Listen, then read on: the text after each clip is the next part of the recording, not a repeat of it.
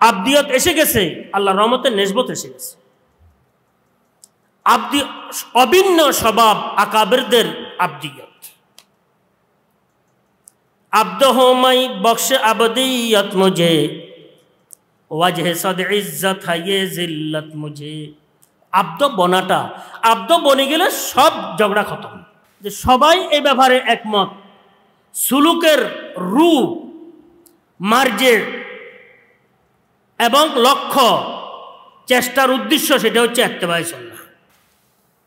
সবসময় যেন সুন্নতের মোহাব্বত দিলের মধ্যে বসাতে পারি এবং যেন আমল করার চেষ্টায় লেগে থাকতে পারি। আর আবদিয়ত এটা সুন্নতের ফসল। আবদিয়ত সুন্নতের ফসল। সুন্নত ছাড়া অন্য কিছুর মাধ্যমে যা আসবে এটা আবদিয়ত হবে না, এটা শয়তান নিয়ত হবে। খুব লক্ষ্য রাখি। याद में थे ज़बाए मेरे इलाह, ला इलाहा इल्लल्लाह, ला इलाहा इल्लल्लाह। सुब्हानक ला इल्मा लना इल्ला मा अल्लमतना इन्नका अंतल अलीमुल हकीम।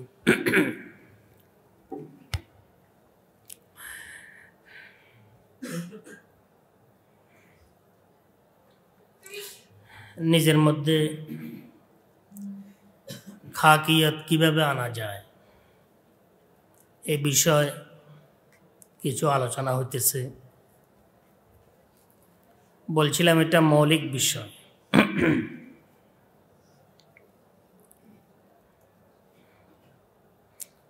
মুরব্বীদের মধ্যে অভিন্ন একটি বিষয় খাকিয়তের বিষয়। খাকিয়তের আরবি হচ্ছে আবদিয়ত।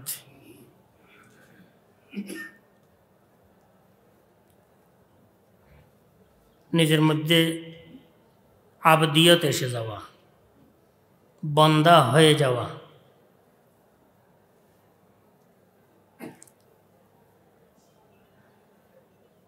কোনো কিছু বড় ধরনের তার চাহিদা না থাকা, যে বিষয়গুলো আল্লাহ পাক তাকে দান করছেন এটার উপরে সে শুকর আদায় করা আল্লাহ পাকের।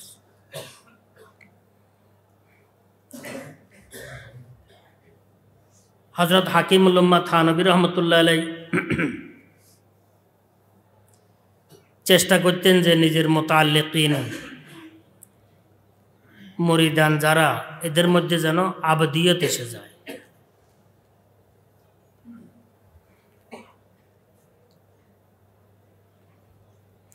হযরত বলতেন যে যদি কারো দরবেশ বনার আগ্রহ থাকে সে অন্যত্র চলে যাও, কেউ যদি অলি বনার আগ্রহ থাকে সে অন্যত্র চলে যাও। হ্যাঁ, কেউ যদি ইনসান বনতে চাও সেইখানে থাকো। এই রাস্তাটা আসলে কিছু নাজুক রাস্তা, মোটামুটি নাজুক রাস্তা।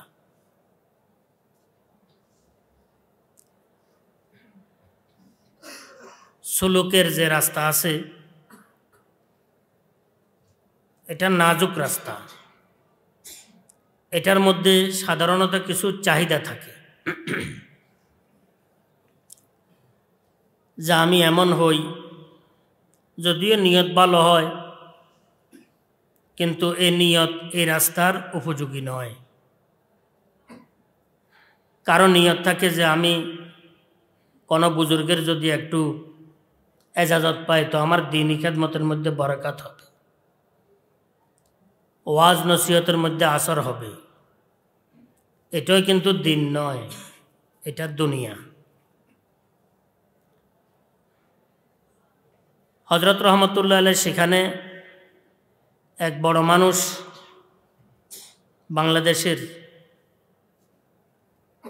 পীর খানদানের একজন আলেম, বড় আলেম, উনি আসছেন আমার সাথে কথাবার্তা বলতেছেন যে হজরতে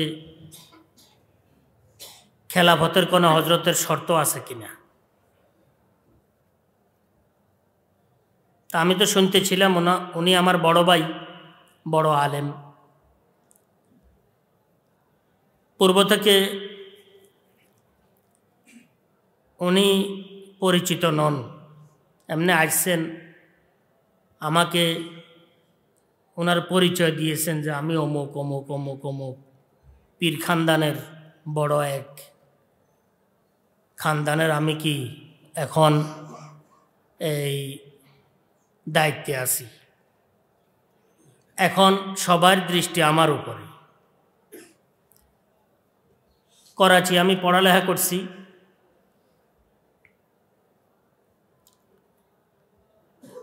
তাকাসুস পড়ছি, দাওরা পড়ছি, তাকাসুস পড়ছি, আরও তাফসির পড়ছি, কিন্তু এখন বাড়ি যাওয়ার আমার নিয়ত, কিন্তু কোনো বুজুর্গ থেকে আমি এজাজত খেলাফত নিতে পারি নাই।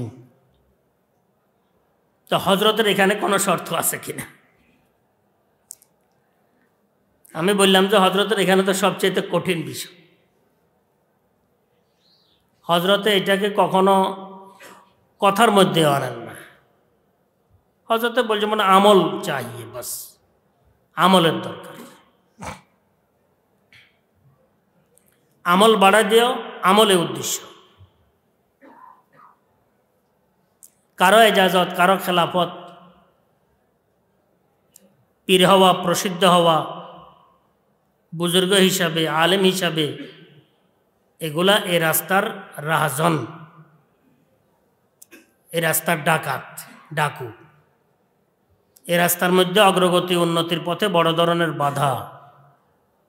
তা আমাকে উনি বললেন যে আপনার তো এখানে কয়েক বছর আছেন, ক বছর আছেন আমাকে জিজ্ঞেস করছেন উনি। আমি বললাম আপনি যদি একটু ইশারা দেন যে বড় মানুষ একটা আসছে, বড় খানদানের,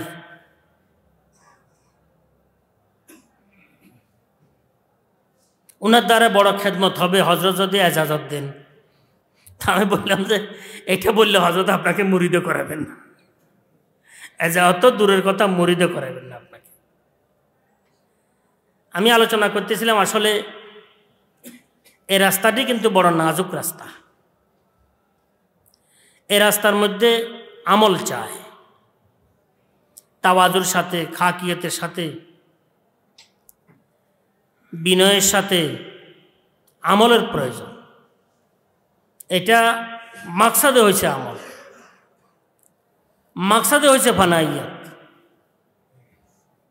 এখানে নিজেকে কোনো দিক দিয়ে উপরে উঠানোর কোনো বিষয় এখানে নাই। যদি কেউ চিন্তা করে তো ভুল চিন্তা করছে। তো এই রাস্তার মধ্যে সাধারণত যারা আসেন তারা নেসবত তালাশ করেন। নেসবত তালাশ করা ভালো, ইস্তেখারা করে নিজের মুরব্বি নির্ধারণ করা, এটা খুব দরকার। বিবেচনা আগে করা দরকার, পরে নয়। যে আমি কার সাথে আমার সম্পর্ক আমি রাখব, ইস্তেখারা করা দরকার, পরামর্শ করা দরকার, দেখা দরকার। পূর্বে তো এমন অবস্থা ছিল যে ওনারা সোহবতে থাকতেন। হজরত হাকিমুল উম্মাহ থানবী রহমতুল্লাহ আলাইহি বলতেন যে আসা যাওয়া করো। হজরত রহমতুল্লাহ আলাইহি তো এইভাবে, এটা শর্ত যে এখানে তুমি আসা যাওয়া করো। আসা যাওয়া করতে করতে করতে করতে একটি পর্যায়ে যদি তোমার এতেমাদ হয়, আকিদত হয়, তখন তুমি বায়াতের জন্য কি আমাকে কি দরখাস্ত দিও, এর আগে নয়। বলতেন আমার অমুক অমুক অমুক অমুক কিতাবগুলো মোতালা করো। হাকিমুল উম্মাহ থানবী রহমতুল্লাহ আলাইহির অমুক অমুক অমুক অমুক কিতাবগুলো মোতালা করো। মোতালা করে তারপরে আকিদত এতেমাদ যদি হয়, তখন কি করিও, তুমি হয়তো বায়াতের বিবেচনা করিও, চিন্তা করিও। এটা তো ঠিক আছে, কিন্তু এখানেও বড় একটি বিষয় থাকে যে কার থেকে আমি জলদি এজাজত পাব। মুরব্বীরা বলছেন যে আসলে পীরকে ঠকাইতে পারবো মানে কোন পীরকে আমি ঠকাইতে পারবো? ঠকানি মানি হুজুর আমি এইভাবে স্বপ্নে দেখছি, এটা দেখছি, তো পীর সাহেব কয় মাশাআল্লাহ আলহামদুলিল্লাহ, বুঝলেন, যাক তোমার এজাজত দিয়ে দিলাম। এটা হচ্ছে ঠকানি। আমাদের এই রাস্তার মধ্যে কোনো রকমের ঠকানি নেই, না শবম, না সব পরস্তম, না হাদিসে খাবে গোয়ম, না শবম, না সব পরস্তম, না হাদিসে খাবে গোয়ম, চু গোলামে আফেতাব বম, হামাজা ফেতাবে গোয়ম। আবার ফ্যানটা একটু চালাই দিও, আর এদিকে যদি ফ্যান দরকার একটু চালাই দিয়ে। আমাদের এই তরিকা সেটা হচ্ছে না শবম, না সব পরস্তম, না হাদিসে খাবে গোয়ম। এখানে অন্ধকারের কোনো কথা নাই, খাবের কোনো কথা নাই। এখানে একদম দিনের উজ্জ্বল দিনের মতো আলোকিত বিষয়গুলো নিয়ে এখানে আলোচনা। তো তালাশ করতে এটা তালাশ করে আসলে কাকে স্বপ্ন তপ্ন কিছু বুঝাই দিয়ে একটু মালাটা লওয়া যায়, এটাও থাকে, এটা কম না, বেশ পরিমাণে থাকে। তো আমার এক ঘটনা স্মরণে পড়ছে, হজরত ইয়াকুব নানতবী রহমতুল্লাহ আহলুল্লাহ আল্লাহ দাউলম দেওবন্দের সদরে মোদারেস হজরত শাহ ইয়াকুব নানতবী রহমতুল্লাহ আলাই, হজরত সৈয়দুত তয়বা হাজি আমদাদুল্লাহ মুহাজির মক্কি রহমতুল্লাহ আলাইহির বিশিষ্ট খলিফা ইয়াকুব নানতবী রহমতুল্লাহ আলাই এক ছাত্র পরীক্ষা দেওয়ার জন্য আসছে, দাখিলা পরীক্ষা। দেখতে শুনতে খুব মোসাব্বা, পছন্দিদা সুরত শেকলের, সরেজামি পড়বে, কিন্তু দাখিলা পরীক্ষা পাশ করে নেই।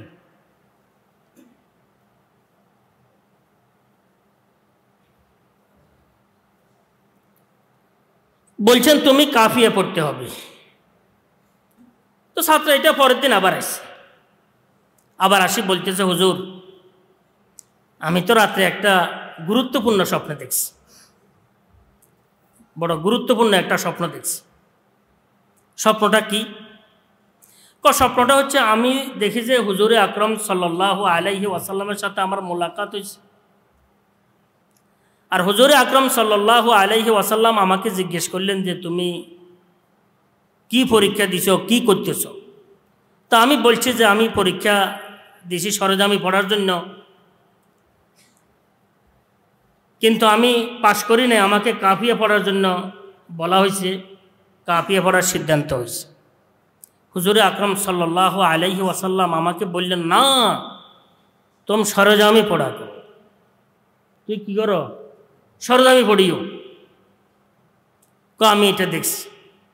হজরত ইয়াকুব নানতবী রহমতুল্লাহ আলাই हजरत बोलचन भाई मैं हुजूर अकरम सल्लल्लाहु अलैहि वसल्लम से बात कर लूँगा, तुम्हें किंतु काफिया ही पढ़ना होगा। আমি হুজুর আকরাম সাল্লাল্লাহু আলাইহি ওয়াসাল্লামের সাথে কথা বলিনি তোমার ব্যাপারে, কিন্তু তুমি যত কিছু কাফিয়া পড়তে হবে, সহজে পড়া যাবে না। আমাদের মুরব্বীরা এমন মজবুত ছিল, কিন্তু সাধারণত মুরব্বী নির্ণয়ের ব্যাপারে এই বিষয়গুলো থাকে। এটাও সঠিক বিষয় নয়, দিন নয়, এটা দুনিয়া, এটা গরজে ফাসিদ। আর একটা থাকে প্রসিদ্ধ কোন আছেন এক নামে চিনে, বহুজন এখানে আসেন মাশাআল্লাহ, কম বয়সের বেশি আসি বলেন যে অমুক হুজুরে আমার এজাজত দিছে, অমুক হজরতে আমার এজাজত দিছে, আলহামদুলিল্লাহ। না, এটা নিয়ে কোনো পেরেশানি নেই, মানে ওইটাকে আমি আবার দোষের মনে করি না যে আমাকে বলতেছেন। কিন্তু বলতেছিলাম আসলে বসার পর এভাবে পরিচয় দেওয়াটা কিন্তু আমাদের মুরব্বীদের মেজাজের বিপরীত জিনিস, আমাদের মুরব্বীদের মেজাজের বিপরীত জিনিস, কিচ্ছু না আছে। এটা আমার ইসলাহের জন্য যদি কেউ এজাজত দেন তো আমার জন্য, এটা অমুক বড়র সাথে আমার নেসবত, আলহামদুলিল্লাহ, এটা প্রকাশের প্রয়োজন নেই, প্রকাশের প্রয়োজন নেই। তোমার কাছে কি আছে সেটা তুমি দেখো, নেসবত তো আল্লাহর নেয়ামত, কিন্তু আমি কি করতেছি? আমরা এক ঘটনা আমার স্মরণে পড়ছি। দেখেন আমাদের মুরব্বীদের তাওয়াজু কেমন। এমনি তাওয়াজুর ঘটনা তো কোনো শেষ নেই আমাদের মুরব্বীদের। আমি তো আপনাদেরকে বলে থাকি যে, অনুরোধ করি আমাদের আকাবেরদের, বিশেষ করে আকাবেরে ওলামায়ে দেওবন্দ, আকাবেরে ওলামায়ে হিন্দ, ওনাদের জীবনী আমরা মোতালা করা দরকার, ওনাদের মালফুজাত মাওয়াইজ আমরা মোতালা করা দরকার। এখানে আপনার শরীয়তের, তরিকতের, হাকিকতের, মারেফতের, জাহেরি বিষয়গুলা, বাতেনি বিষয়গুলা, কোরআনের, হাদিসের, ফেকার সব কিছু আল্লাহর রহমতে সেখানে পাবেন। বেশি বেশি মোতালা করা দরকার,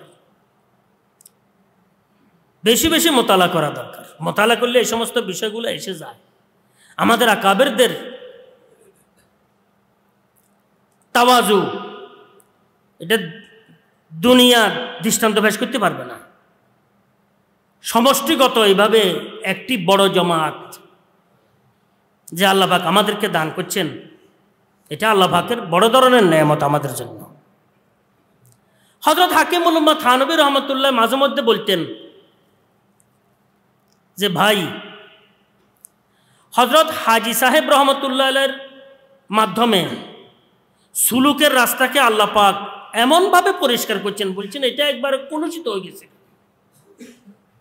বিভিন্ন রকমের আগাছা আবর্জনায় জর্জরিত অবস্থা ছিল, কিন্তু হযরত হাজী সাহেব রহমতুল্লাহের বরকতে এই রাস্তা এখন একদম পরিষ্কার হইয়া গেছে, পরিষ্কার হইয়া গেছে। বলছেন 100 বৎসর আলহামদুলিল্লাহ আর এখানে কেউ হাত দিতে হবে না।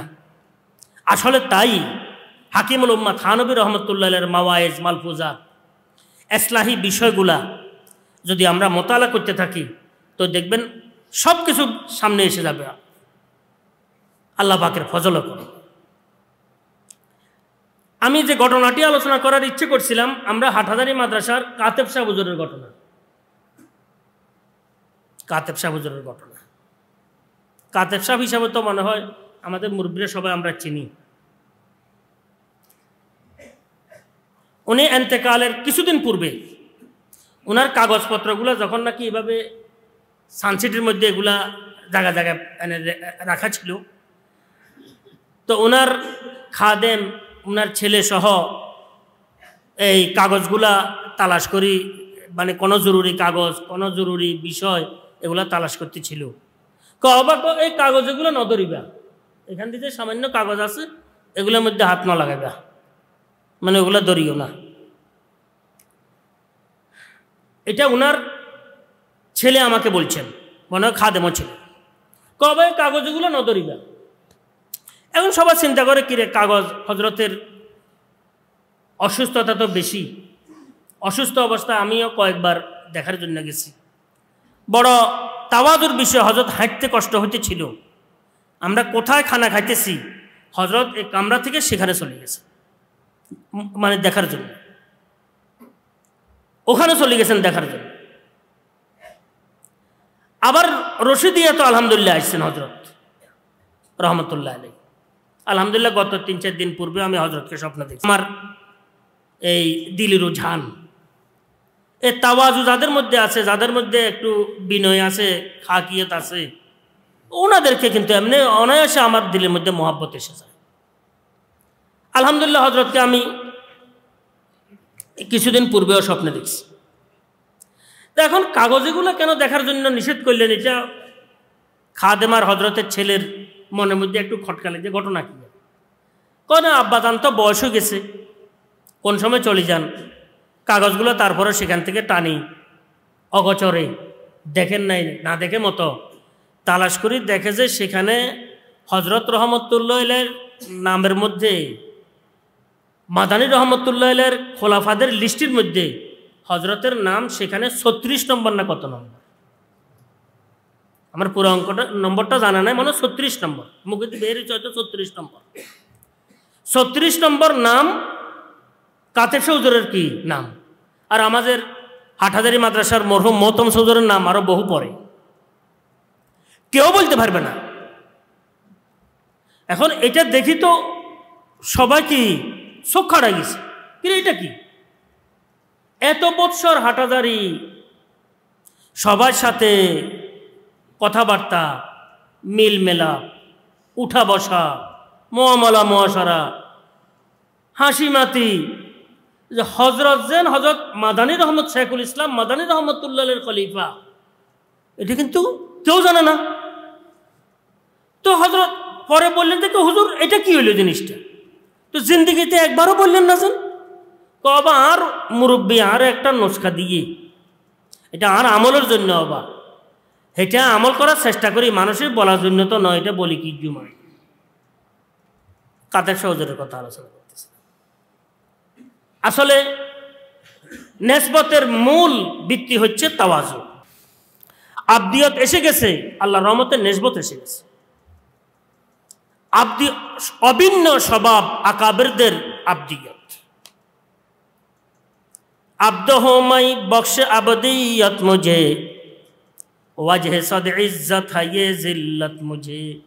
আব্দ বনাটা, আব্দ বনে গেলে সব ঝগড়া খতম।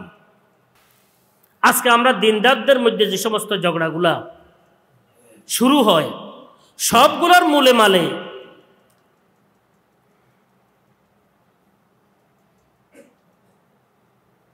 নাম কা বন্দা কাম কা নেই। আমাদের মধ্যে আবদিয়ত নেই। আবদিয়ত থাকলে আল্লাহ পাকের সাহায্য অবশ্যই আমাদের পাশে থাকবে, সাথে থাকবে। হো তেরা বন্দা মগর বস নাম কা, খাজা আজিজুল হাসান মজজুব রহমতুল্লাহ আলাইহি। দেখেন ফেরিয়াদে মজজুবের মধ্যে এটা লিখছেন, পড়া দরকার মাঝে মধ্যে। হো তেরা বন্দা মগর বস নাম কা, বন্দা হো মাই নফসে না ফরজাম কা। আমি তো নামের বন্দা, আসল তো হয়েছে নফসের গোলাম, আমি নফসের বন্দা। আল্লাহর বন্দা তো নাম কা, নফসের বন্দা আসল, কাম কা। আমাদের মুরব্বীরা এভাবে নিজেদেরকে কি লুকে রেখেছে। কিছুদিন পূর্বে আরেক ঘটনা কি, আমি আরেক মুরব্বীকে, আমরা এলাকার আরেক মুরব্বীকে আমি কিন্তু খুব মহব্বত করি। সেটা হচ্ছে হযরত মাওলানা আবুল খায়ের সাহেব। আমাদের এক পর্যায়ে বালকিয়া পড়াইছেন, ওস্তাদ হিসাবেও আছেন আবুল খায়ের সাহেব। তো আমরা অত্র এলাকার মধ্যে দেওবন্দে পণ্যওয়ালা পুরাতন সাবেকিনদের মধ্যে আর কেউ নাই হজরত ছাড়া, হজরত মাওলানা আবুল খায়ের সাহেব। বাস একদম সিধে সাদা, কিচ্ছু নেই। মাটি কাটের, রোপারোপণ করে, ধান কাটের, ধান চূড়ার, ধান মাড়ের, এভাবে আসে, নিজের হালে নিজে আসে কোন রকমের। কিন্তু আমি কই যে আসলে কোন রকমের তার মধ্যে কোনো কি নেই, ডানা উঠানি নেই যে আমি দেওবন্দে পড়ছি। কোনোখানে এটা বলেন না যে আমি দেওবন্দ পড়ছি। মাদানী রহমতুল্লাহর ছাত্র, সরাসরি ছাত্র, শেখুল ইসলাম হযরত মাদানী রহমতুল্লাহর ছাত্র, জয়্যেদ আলেম, কিন্তু কিছুই নেই। কিন্তু ওই আমার একটা মহাব্বত আছে। তো ওনার খানদানের কিছু লোক আসছেন, ওনার এই মেয়ের জামাই, নাতি এর আলেম, ওনারা আসছেন। তো আমি বলতেছিলাম যে আমরা অত্র এলাকার মধ্যে আমি মাথা ঘুরে দেখছি যে আমার কাছে এই অমুক হযরত মাওলানা আবুল খায়ের সাহেবের প্রতি আমার এত মহব্বত, যেটা কল্পনার বাইরে। একদম সিধে সাদা। আমরা একবারে এখন 105 বছর বয়স চলেছে, 105 বছর, এখনো সাইকেল চালায়, মাঝে মধ্যে এখনো সাইকেল চালায়, সুস্থ। আমরা একবারে ছোটবেলা যেভাবে দেখছি এই আল্লাহর বন্দারে, এখনো হুবহু এই ধরনের, কোন রকমের উতার নাই, চড়াও নাই, রাগ নাই, বুঝছেন তো, গরিমা নাই, অহংকার নাই, বড় কথা নাই।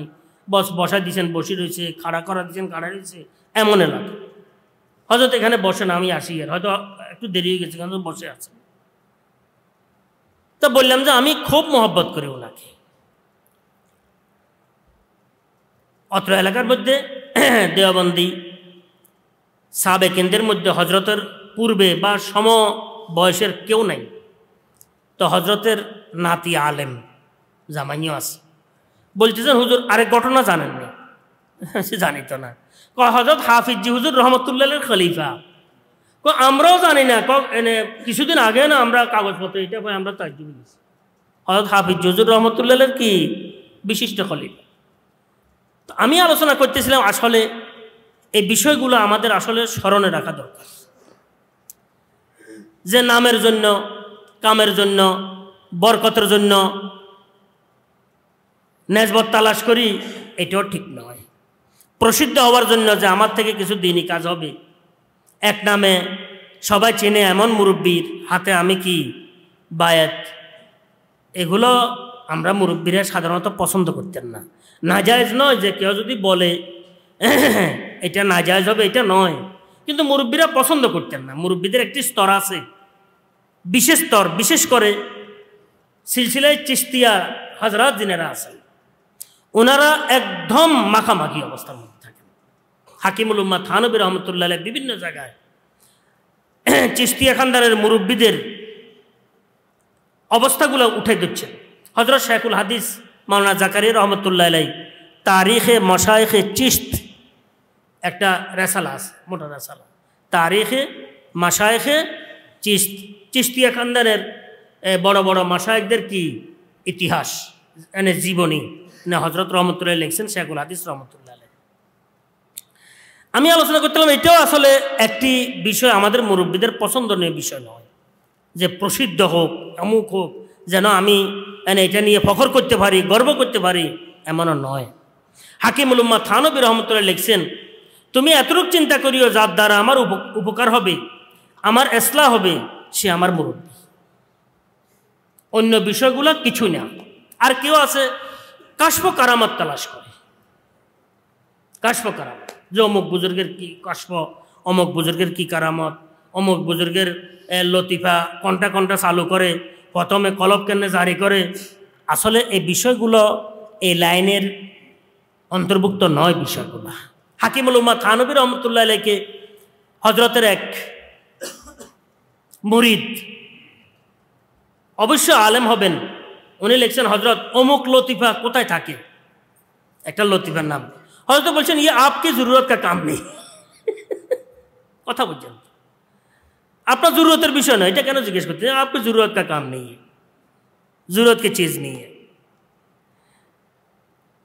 তো বলতেছিলাম আসলে এতটুকু বলছেন যে কবি মোলাকাত হয়ে যায় তো मैं आपको बता दूंगा।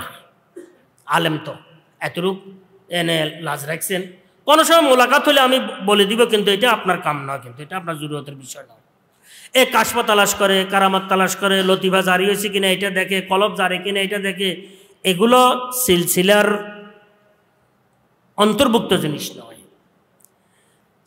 এগুলো হচ্ছে আনুষঙ্গিক বিষয়। মুরব্বীরা লিখছেন না হওয়াটা বর্তমানে নিরাপদ, হওয়াটা বহু দিক দিয়ে নিরাপদ নয়। নিরাপদ নয়, এটার দ্বারা বহু কিছু সামনে এসে যায়। এগুলোকে সামলানো সবার কাজ নয়। আবার স্বাভাবিক এতটুকু কথা, যার মধ্যে গবাবত একটু বেশি, তার থেকে এগুলা বেশি পাওয়া যায়। এটা লম্বা বিষয় আছে। যার মধ্যে জাকাওয়াত বেশি, সে কি এগুলা দিকে তাকায় না।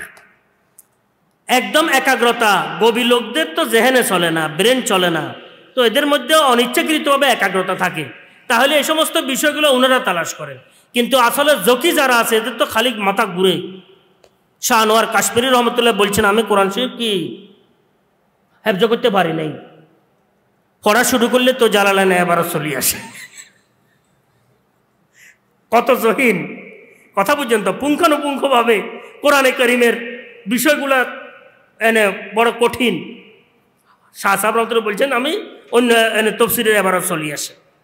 আমি মুখস্থ জহিন তো, অতি জহিন হইলে এদের জন্য আসলে কোরআন সেই হেফজ করা বড় কঠিন। এরা পারে না, রাখতে পারে না, ফট করে এবারও তার একটা চলে আসে, ফাইল চলে আসে, মোবাইল চলে আসে, কথা বুঝেন, জানা নেই তফসির চলে আসে। তো এই কারণে বলতেছিলাম আসলে এই কারামত তালাশ করা, তারপরে কাশফ তালাশ করা, কলব জারি হওয়া তালাশ করা, এটাও সুলুকের অন্তর্ভুক্ত নয়। সুলুকের জাহেরি বিষয় হচ্ছে ইত্তেবায়ে সুন্নাহ। এটা কোনো রকমের দ্বিমত নাই এই ব্যাপারে, যে সবাই এই ব্যাপারে একমত। সুলুকের রূপ, মার্জের এবং লক্ষ্য, চেষ্টার উদ্দেশ্য সেটা হচ্ছে ইত্তেবায়ে সুন্নাহ। ইত্তেবায়ে সুন্নাহ আসি গেছে, সব এসে গেছে। ইত্তেবায়ে সুন্নাহ নাই, কিছুই নেই। হে পানি দিয়ে হাঁটতে থাকুক, পানির উপর দিয়ে হাঁটতে থাকুক, বাতাসের উপর দিয়ে উঠতে থাকুক, ইত্তেবায়ে সুন্নাত নাই, এখানে কোনো মকাম নাই। হযরত মুজাদ্দিদ আল ফেসানি রহমতুল্লাহ লিখছেন, আল্লাহ পাক আমাকে আল্লাহ পাকের ফজল করমে সুলুকের লাইনে, তরিকতের লাইনে বহু কিছু দান করছেন। বলছেন এমন কিছু আল্লাহ পাক আমাকে দেখাইছেন, জানাইছেন, দান করছেন, এগুলো যদি আমি বলতে থাকি তো বিপরীতে ফতোয়া আসতে থাকবে, মানুষ বুঝতে পারবে না। ফাওকাল আকল, আকল ফহম সমাজের ঊর্ধ্বের বিষয়গুলো। কিন্তু বলছেন পুরা সমুদ্র তালাশ করার পর, পুরা সমুদ্র সাঁতার কাটার পর, পুরা সমুদ্রের মধ্যে আমি কি ডুবার পর যে বিষয়টি পেয়েছি সেটা হচ্ছে ইত্তেবায়ে সুন্নাত ছাড়া কিছুই নেই। সবগুলোর মূল হচ্ছে কি? ইত্তেবায়ে সুন্নাত। ফিস সিররি ওয়াল আলান, ফিল খালওয়াত ওয়াল জালওয়া, ফিল লাইল ওয়ান নাহার, ফিস সাবাহ ওয়াল মাসা, সর্ব অবস্থায় সুন্নতের ইত্তেবা। এটা হচ্ছে এই তরিকার মূলধন, এই তরিকার আসল। হযরত সৈয়দুত তয়বা হাজী আমদাদুল্লাহ মুহাজির মাক্কি রহমতুল্লাহ এক মুরিদ, বহুত বড় আলেম, আমি নাম বলে গেছি। বলছেন বাবা এই আমল করিও, জিকির করিও। তো উনি বলছেন হযরত এই সমস্ত আমল জিকির, নির্ধারিত জিকির আমল, এগুলোর সাথে আমার কি দিলের কি নেই, মিল নাই, কোনো মিল নেই। সুন্নতের অনুসরণ আমি করি থাকি, এটাই। বলছেন বাস আপকো আর কুছ জরুরত নেই, তোমার আর কিছুর দরকার নেই। যদি সুন্নতের অনুসরণ থাকে, সুন্নতের ইত্তেবার উদ্যোগ থাকে, আর কিছুর দরকার নাই। আমাদের সব বিষয়গুলোর মূল লক্ষ্য হচ্ছে কি? ইত্তেবায়ে সুন্নাহ। খুব লক্ষ্য রাখি গেল। শয়তানরা মাওয়ারায় সুন্নাত, মুফতি আজম রহমতুল্লাহ বেশি বেশি বলতেন এটা। শয়তানরা মাওয়ারায় সুন্নাত সুলতানে আজিম আস্ত। সুন্নতের বাহিরে যদি কেউ চলে, সেখানে শয়তান তাকে গোমরা করার জন্য বড় সুযোগ পায়। শয়তানরা মাওয়ারায় সুন্নত সুলতানে আজিম আস্ত।